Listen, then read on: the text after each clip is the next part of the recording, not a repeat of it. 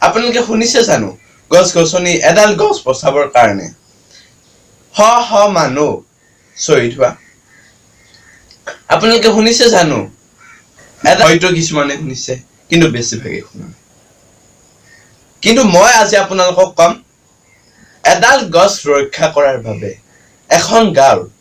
হ হ মানুহ শ্বহীদ হৈছিল সম্পূৰ্ণ সঁচা কাহিনী কোনো ধৰণৰ ফেক কাহিনী নহয় আমাৰ ভাৰতবৰ্ষত সংঘটিত হোৱাই এটা কাহিনী কোনো ধৰণৰ ফেক কোনো ধৰণৰ মিছা কোনো ধৰণৰ উৰা বাতৰি নহয় আমাৰ ভাৰতবৰ্ষত সংঘটিত হোৱা এটা কাহিনী তেনেহলে বলক অকনো পলম নকৰি ভিডিঅ'টোলৈ আগবাঢ়ো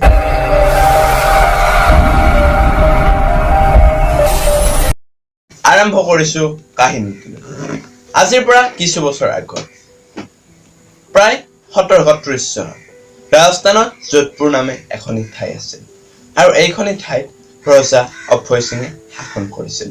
আৰু এদিন ৰজা অভয় সিঙে তেওঁৰ ৰাজমহল পুৰণি হোৱাত নতুনকৈ ৰিপেয়াৰ কৰিবৰ বাবে তেওঁৰ মন্ত্ৰীবৰ্গক যোধপুৰৰ পৰা গছ কাটি তেওঁৰ ৰাজমহল ৰিপেয়াৰ কৰিবৰ বাবে আদেশ দিছিল যোধপুৰত বেছিভাগ বিষ্ণয় সম্প্ৰদায়ৰ মানুহ বাস কৰিছিল আৰু ৰজাৰ এই আদেশৰ পিছত যোধপুৰৰ মন্ত্ৰীসকলে বিভিন্ন ধৰণৰ বাহিনী অস্ত্ৰ শস্ত্ৰ লৈ যোধপুৰলৈ গছ গছনি কাটিবলৈ আগবাঢ়ি গ'ল আৰু এই কথা যোধপুৰৰ এগৰাকী বিষ্ণয় সম্প্ৰদায়ৰ মহিলা অমৃতা দেৱী আৰু শতাধিক গাঁওবাসীয়ে গম পালে আৰু যেতিয়া ৰজাৰ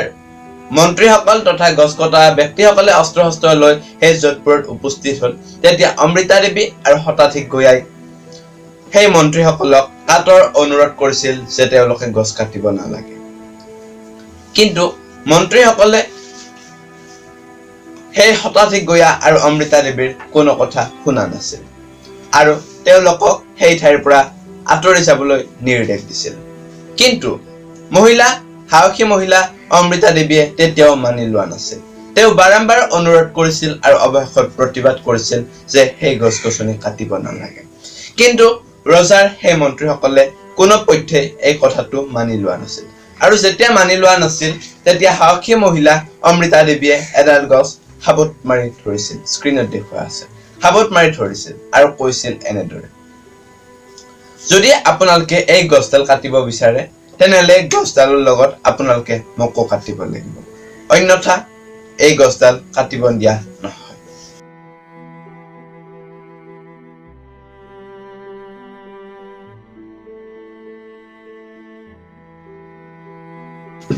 আৰু ৰজাৰ ব্যক্তিসকলে অমৃতা দেৱীক অতি নিৰ্দয়ভাৱে গছডালৰ লগত হত্যা কৰা দেখি অমৃতা দেৱীৰ তিনিগৰাকী ছোৱালী আশু ৰত্না আৰু বাফি অমৃতা দেৱীৰ পথ অনুসৰণ কৰে তেওঁলোকেও তিনিডাল গছ হাবত মাৰি ধৰে আৰু ৰজাৰ কৰ্মীসকলক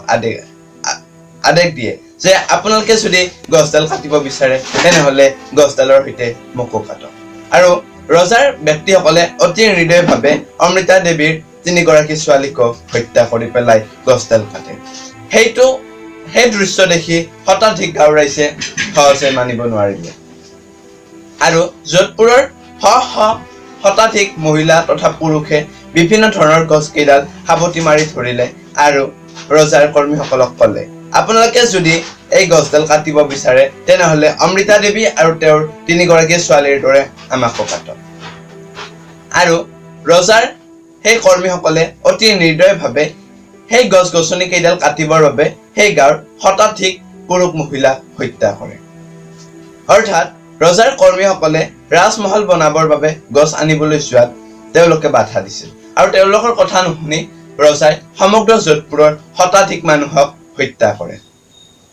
আৰু এই ঘটনাটোত প্ৰায় 400 জন ব্যক্তি নিহত হৈছিল ইয়াৰে ভিতৰত 70 জনতকৈও অধিক মহিলা বৰ্তমান চৰকাৰে সেই মহিয়সী নাৰী আৰু সাহসী নাৰী অমৃতা দেৱীক শ্ৰদ্ধা জ্ঞাপন কৰি প্ৰতি বছৰে অমৃতা দেৱী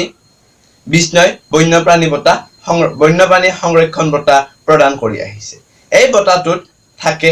নগদ 25,000 টকা আৰু এখনি মানপত্ৰ এই বঁটাটো অৰণ্য সংৰক্ষণত জড়িত লোক অথবা বিভিন্ন ধৰণৰ সংগঠনক প্ৰদান কৰা হয় মই কেতিয়াও ভিডিঅ' শ্বেয়াৰ কৰিবলৈ আপোনালোকক নকওঁ কিন্তু আপোনালোকে এই ভিডিঅ'টো প্লিজ সমগ্ৰ অসমৰ প্ৰত্যেকজন ব্যক্তিৰ মোবাইলে শ্বেয়াৰ কৰি দিয়ক কিয়নো তেতিয়া তেওঁলোকেও গম পাব যে গছ-গছনি ৰক্ষাৰ বাবে এখন গাঁও শ্বহীদ হৈছিল তেনেহলে আজিলৈ বিদায় আপোনালোকক পুনৰ কৈছো যে এইটো কোনো ধৰণৰ ফেক নিউজ নহয় আপোনালোকে যদি জানিব বিচাৰে আপোনালোকে গুগলত গৈ জানিব পাৰে ধন্যবাদ আজিলৈ বিদায় লৈছো